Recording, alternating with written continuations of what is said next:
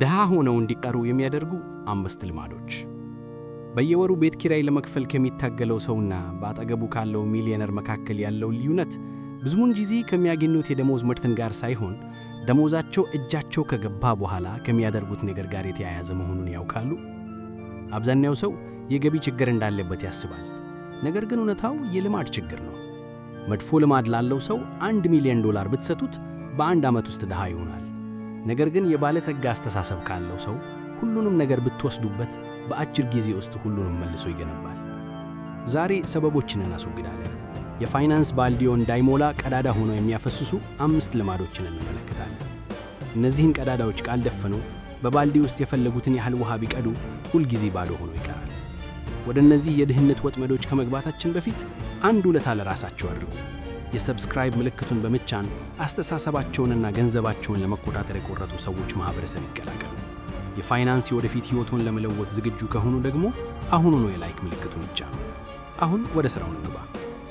ልማድ 1 ጊዜን ለምቾት እንጂ ለሀብት አለመለወጡ። ቅልጥፍና ውስጥ እንዲቀሩ የሚያደርጋችሁ የመጀመሪያው ልማድ የምቾት ወጥመድ የሚለው ነው። አብዛኛው ሰው በሳምንት 40 ሰዓት የሚሰራው በሳምንቱ መጨረሻ ምንም ነገር ላለማድረግ የሚያስችለውን ገንዘብ ለማግኘት ብቻ ነው። ደሞዛቸውን ገዝተው እንደ ሱቅ እንደወጡ ዋጋቸው በሚቀንስ ነገሮች ላይ ያጠፋሉ። በብራንድ ልብሶች፣ በአዳዲስ ስልኮች ወይም ደግሞ የማይወዷቸውን ሰዎች ለማስደመም በሚደረጉ ውድ የምሽት ወጪዎች። ባለጸጋ ሰዎች ለምቾት አይሰሩም። እነሱ የሚሰሩት ለነፃነት ነው። ትርፍ ገንዘባቸውን ወስደው ሀብት ይገዙበታል። እነሱ ተኝተው ሳሉ ገንዘብ ወደ ኪሳቸው የሚመልሱ ነገሮችን። ገንዘቧ ሁልጊዜ ወደ ውጭ ብቻ ቢፈስ ከሆነና ተመልሶ የማይመጣ ከሆነ ሕይወትን እየገነቡ ሳይሆን ለራሳችሁ እስር ቤት እየከፈላችሁ ነው። ከሸማችነት ወጥታችሁ ባለ ሀብት መሆን አለባችሁ። ዛሬ ለፍላጎት የሚያወጡት እያንዳንዱ ብር ነገ ለነፃነቱ ሊዋጋሉ የሚችልን ወታደር አሳልፈው እንደመስጠት ነው።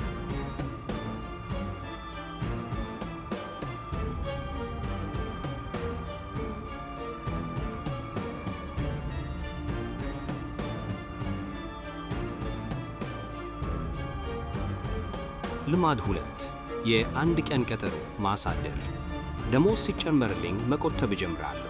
ልጆቹ ሲያድጉ ያንን ቢዝነስ እጀምራለሁ። ስለ ኢንቨስትመንት በሚቀጥለው ዓመት እማራለሁ።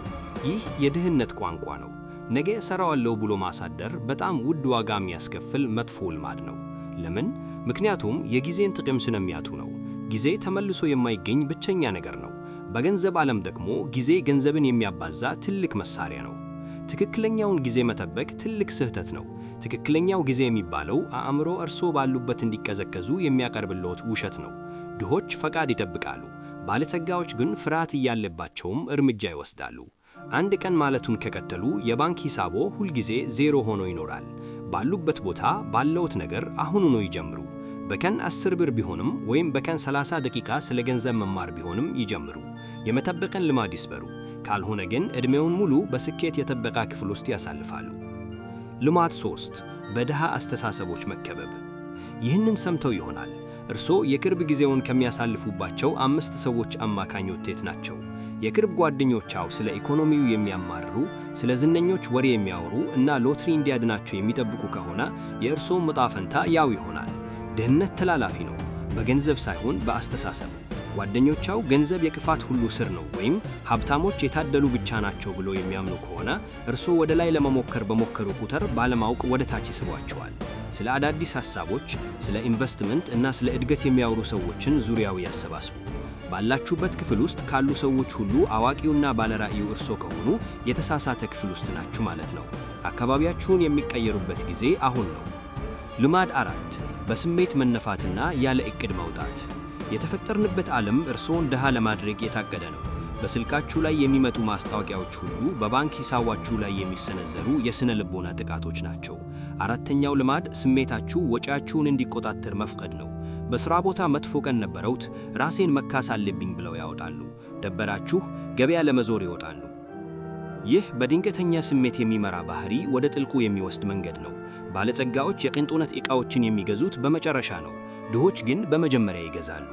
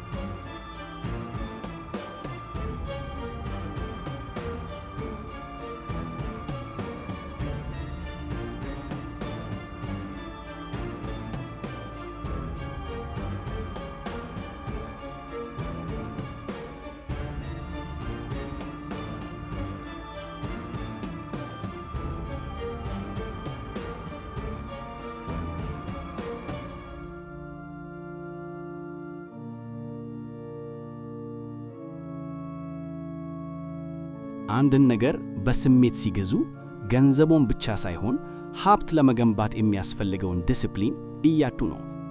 አስፈላጊ ያልሆነን ነገር ከመግዛቷት በፊት 48 ሰዓት ይታገሱ። ብዙውን ጊዜ ስሜቱ ይጠፋል። ያንንም ነገር እንደማያስፈልጉ ይረዱታል። ስሜቶን ይቆጣጠሩ፣ ካልሆነ ግን ስሜቶ ድሃ ያደርጓታል። ልማድ 5 ስለ ፋይናንስ ዕውቀት መሸሽ። የመጨረሻውና አደገኛው ልማድ ስለ ገንዘብ ማወቅ አያስፈልገኝም ብሎ ማመን ነው። አብዛኛው ሰው 16 ዓመት በትምህርት ቤት የሚያሳልፈው ለደሞዝ እንዴት እንደሚሰራ ለመማር ነው።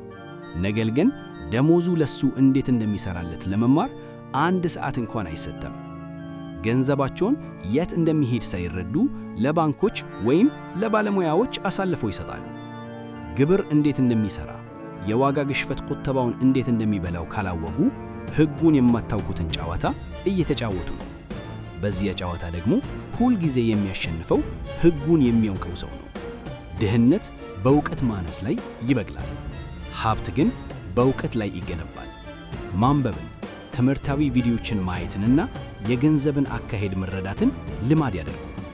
ሊያደርጉት የሚችሉት ከሁሉ የተሻለ ኢንቨስትመንት በጭንቅላቶች ውስጥ የሚያስቀምጡት ዕውቀት ነው። እነዚህን 5 ልማዶች መስበር ቀላል አይደለም። በመስተዋት ውስጥ ራሱን ማየትና ለራሱ እንቅፋት እንደነበረው ማመን ይጠይቃል። ነገር ግን ኃላፊነት የወሰዱበት ቅጽበት ሕይወቶን መቆጣጠር የጀመሩበት ቅጽበት ነው። ከዛሬ ጀምሮ የሕይወት አቅጣጫ የመቀየር ኃይል አለዋት። ይህ መልእክት ልቦን ከነካው መስማት ለሚገባው ሌላ ሰው ይህን ቪዲዮ አጋሩ። ስለ ስኬት አስተሳሰብ ጥልቅ ትንታኔዎችን ለማግኘት ሰብስክራይብ ማድረጋችሁን አይርሱ። ከነዚህ 5 ልማዶች ውስጥ የእርሶ ትልቁ ፈተና የትኛው ነው? ከታች ባለው ኮሜንት ይነግሩኝና እንወያይ። ስኬት እንዲሁ በአጋጣሚ የሚከሰት ነገር አይደለም፣ በልማዶቹ የሚገነባ ውጤት ነው። የልማዶቹ ሰለባ መሆናችሁን ያቁሙና የወደፊት ሕይወታችሁ መሐንዲስ ይሁኑ። ስለተመለከታችሁ አመሰግናለሁ። በሚቀጥለው ቪዲዮ እንገናኝ። የመጨረሻው ምስጢር የገንዘብ ፍጥነት ቬሎሲቲ ኦፍ መኒ ጽንሰ ሐሳብ ነው። ድሆች ገንዘብ ያገኙና ወዲያው ያወጡታል። መካከለኛ ገቢ ያላቸው ደግሞ ገንዘብ ያገኙና ንብረት የመሰሏቸውን ግን ዕዳ የሆኑ ነገሮችን ይገዛሉ። ለምሳሌ አቅማቸው የማይፈቅደውን ትልቅ ቤት። ባለሀብቶች ግን ገንዘብ ያገኙና ወዲያውኑ መልሰው ኢንቨስት ያደርጉታል። ግቡ በባንክ ሂሳብ ውስጥ ትልቅ ቁጥር እንዲኖርህ ማድረግ አይደለም። ግቡ የገንዘብ ፍሰት ካሽ ፍሎ እንዲኖርህ ማድረግ ነው። ገንዘብ ከ10 የተለያዩ አቅጣጫዎች ወደ አንተ እንዲፈስ ትፈልጋለህ። ኢንቨስትመንቶችህና የጎንዮሽ ሥራዎችህ ወጪዎችህን እንዲሸፍኑልህ ትፈልጋለህ። ከሥራ ውጭ እንዲገኝ ገቢ ፓሲቭ ኢንካም ከወጪ ሲበልጥ ያኔ በይፋ ነፃ ወጣህ ማለት ነው። ከዚያ በኋላ የምትሠራው ስለምትገደድ ሳይሆን ስለምትፈልግ ብቻ ይሆናል።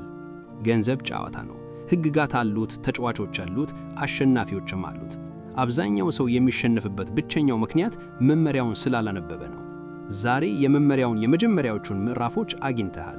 ነገር ግን ዕውቀት ያለ ተግባር የከንኪዠት ብቻ ነው። ዛሬ ከተማርከው ነገር ውስጥ አንዱን መርተህ በተግባር አውለው። ምናልባት ትንሽ ኢንቨስትመንት መጀመር ሊሆን ይችላል። ስለ ሽያጭ ጥበብ መጽሐፍ ማንበብ ሊሆን ይችላል። ወይም ዝም ብለህ ደሞዝህን የምታይበትን መንገድ መቀየር ሊሆን ይችላል። ሥርዓቱ እንዲያሸንፍህ አትፍቀድ። የፋይናንስ ዕጣ ፈንታህን በእጅህ ያዝ። ስለ ተከታተላችሁን አመሰግናለሁ። ትኩረት አትጡ። በሚቀጥለው ቪዲዮ እንገናኝ።